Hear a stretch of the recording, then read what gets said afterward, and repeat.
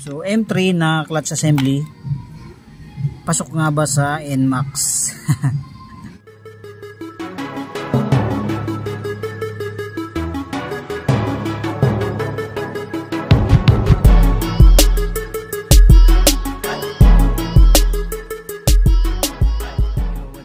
What's up mga kaduit, ayan at nagme-maintenance tayo ng ating NMAX dahil mayroon na siyang dragging din.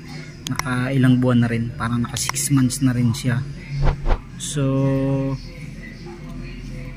napansin ko na wala na yung lining natin, ubos na. 3 years na yan mga kaduit, sulit na rin. Ayan, sulit na rin. Ayan ubos na siya mga kaduit. So mayroon ako dito na isang set na clutch assembly ng M3. Ito napakatagal na nito, hindi nabibenta kasi sobrang mahal. So medyo may kataasan ng presyo nito. So ang gagawin natin, ito na lang yung ikakabit natin, JBT. So naka-rebuild naman tayo kaya walang problema yan. Ayan. So M3 na clutch assembly, pasok nga ba sa NMAX? So pinagkumpara ko siya mga kaduit, yung NMAX at saka M3 na clutch lining assembly.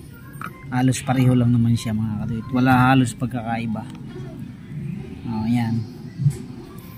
So sasalpak natin tong M3 na clutch assembly. Ayan, mapapansin nyo, ayan. Ayan, Mio M3 clutch assembly dito sa ating NMAX version 2. Ayan. Ayan. So ito yung kanyang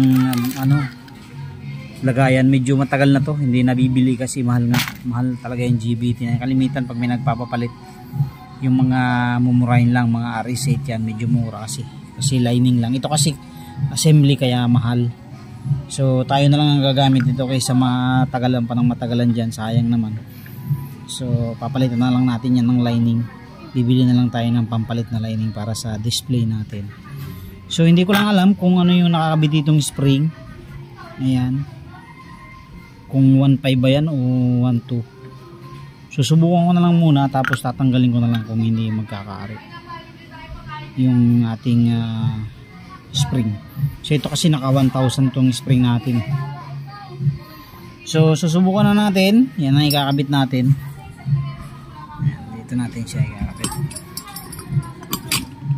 Ayan, pasok na pasok siya mga kaduit.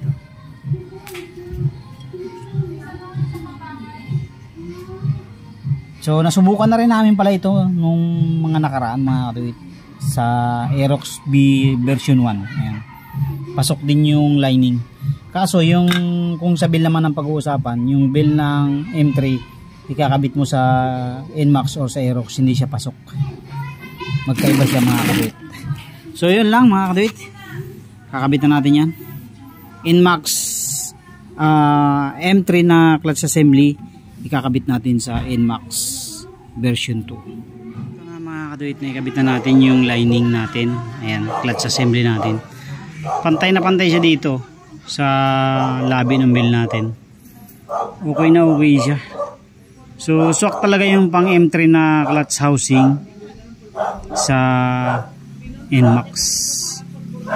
So yun nga lang, kung bell ng M3 ang gagamitin nyo dito, hindi siya ubra. Kasi ang bell ng M3 ay naka flat to. Itong sa NMAX kasi medyo naka-emboss, kaya hindi obra.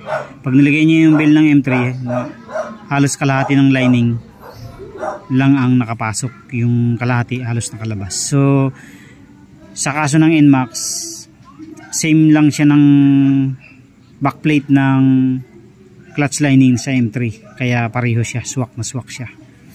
Ayan. So susubukan na lang natin yung performance yan dahil JBT yan.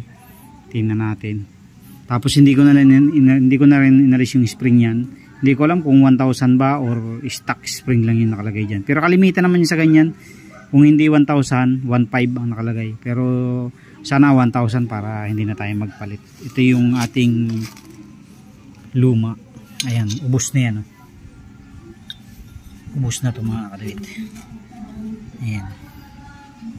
Pantay na halos dito sa plate. sa kanyang plate. Ayan. Kunting-kunti na lang. Lapat na siya. Kaya pinalitan ko na.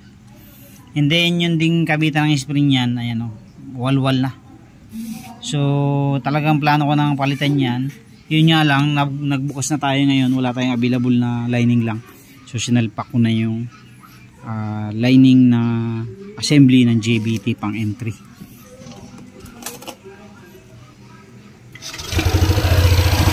So yan mga kapatid, medyo may pagpag ng konti yung belt ko.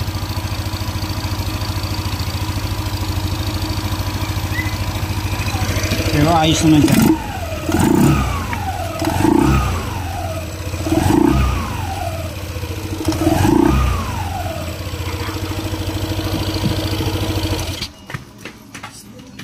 So okay na okay siya mga kapatid, walang sumasabit at wala naman siyang noisy na hindi kaaya-aya. Kaya okay yan, susubukan na lang natin yan sa bukas pagpasok natin. Okay, so yun lang mga kapatid, kabit na natin yung ating mga dapat ikabit. Ayan, malinis na yan, sasalpak na lang natin.